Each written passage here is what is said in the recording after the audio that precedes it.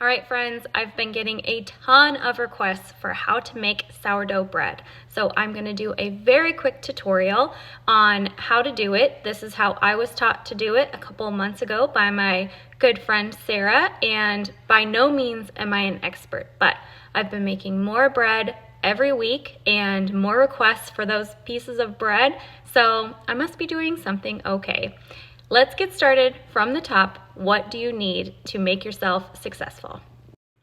I've got 2 jars of starter. I don't need all of that, but you can see the little fluffy bubbles in there. That looks good. I've got water, lukewarm water. I've got my scale, which is a reader of grams, salt, unbleached flour. You need a teaspoon. I've got a bowl for all my mixing. This is a heavy-duty glass bowl. You can use any kind of bowl that you'd like. I've got my proofing bowl, and I've got my fun little tool to stir it all up. So first things first, we are going to mix everything together. And what we need is 200 grams of starter, 310 grams of water, 400 grams of flour, and 2 teaspoons of salt. And you mix that all together. So let me get this going and I'll show you. You want to make sure that your scale is readable for grams and make sure that it's at a 0 gram when you start.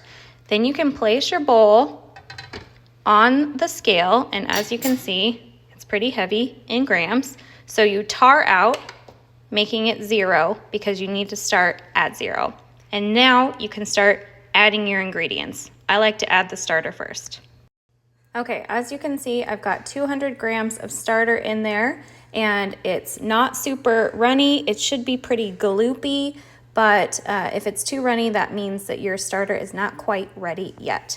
Once that's in, you tar this out again, back to 0.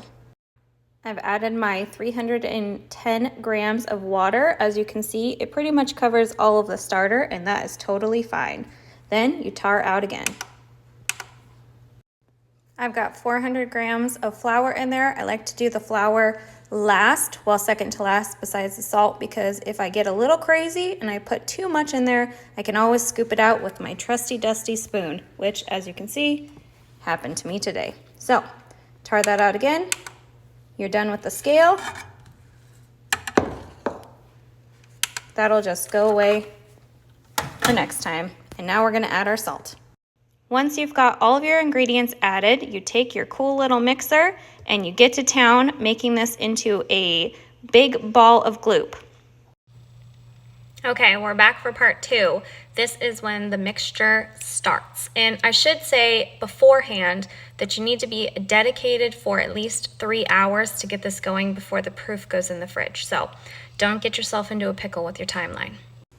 Okay, we are going to mix this up by pulling it from one side to the other. As you can see, I've mostly mixed up all of it already, but this just gives it a nice lasting touch to make it not so sticky, but it's still gonna be fairly sticky. I mean, it's brand new dough. It's gonna need some time to rise and all that jazz.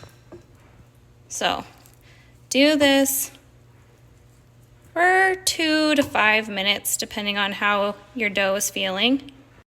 Once you get it mostly mixed up with that tool, then you can wet your hands down and start pulling it up and folding it over. Do this 3 or 4 times.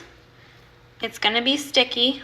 It's gonna be a little bally, but that's okay. What you're doing right now is you're strengthening the bread. So, do that, like I said, 2 or 3 times, more if you want to. You don't have to get crazy, and then go wash your hands. Once you've got a nice little ball, you're going to put a towel over it, some kind of a linen cloth or a dish towel, something just very loosely over it, and put it in the corner because you're not going to need it for 30 minutes. Set yourself a timer on the oven or the microwave or your phone, whatever is easiest, for 30 minutes, 30. At the end of that, we're going to fold again and strengthen again and do another 30 minutes. Okay, my first 30-minute timer just went off, and so we are going to do our strengthening pulls real quick again. As you can see, the dough kind of fluffed up a little bit, but not too much. So I got my hands wet again, and now we're just gonna go and tuck and pull. Grab and pull. It kind of feels like Play-Doh that's extra sticky. It's very easy to work with if you wet down your hand. All right, now we're gonna go wash our hands again. It's nice and folded. We're gonna take our handy dandy towel and cover that bad boy up again and set our timer for our second 30 minutes. After our next 30-minute interval, we're gonna do the same process over again, and then we're going to let it sit for 2 hours. Okay, we are back. So we have already done the first 30-minute rise, the second 30-minute rise, and the 2-hour rise. In between those, we did our stretching and our building of the strength, and now we are going to move it into the proofing basket to proof overnight. This is the proofing basket, and it's just a little batten basket. It's got linen in it, and my favorite thing of all, rice flour. Rice flour is super helpful to make sure that the dough does not stick in it when you flip this out before we put it in the oven. Okay, for this part, we have our risen 2-hour dough. I'm gonna get my hands floury with my rice flour, just so it's not super sticky. And I'm going to pull my dough out of my basket, or out of my glass into my basket. So it's still kind of sticky, but that's okay because the rice flour is going to help it proof. So I've got that in there. And now I'm going to get more rice flour and put it around here. And then you tuck it, pull it, and make it into kind of a little circle where you're going to keep folding it into the center of the bowl, into the center of the dough. Make sure you have enough rice flour so that it's not sticking to your fingers anymore or sticking to the side, and just leave it kind of like that. Okay, so now your dough is in your batten board, your proofing basket. You are going to take your handy dandy dish towel, you're gonna cover it, and then you're gonna pop it in the fridge for at least 12 hours. At this point, your next step is going to be the proofing. The longer that you keep it in the fridge, the more sour the sourdough is, so I've heard. I like to proof it for about 12 to 15 hours, just because that's just how my timeline goes, being a busy mom and a busy realtor and a busy everything. But you can choose to do whatever makes you comfortable and however you like it tasting. I've heard of some ladies actually proofing for 27 hours. I think that's a lot. All right, so it's in the fridge, it's covered, there's nothing dropped on it. We want to keep it away from things, making sure that nothing else can drop on it, and it's gonna chill there until tomorrow morning. I'll be back. Good morning, it is time for sourdough making part 4. This is the cooking portion. So it's just after 8 a.m. The proof has been in the fridge since yesterday at 5 p.m. and I'm heating up the oven right now to 500 degrees. In the meantime, we're gonna get the Dutch oven ready, and we're gonna get the loaf ready, and we're gonna do our scoring. So hang on tight. For this portion, you're gonna need a Dutch oven or some other heavy duty bowl that you can cook out of. This thing has been used quite a bit, but it's awesome. Some pads to help you not burn your face off or your fingers, some parchment paper, and your scoring tool.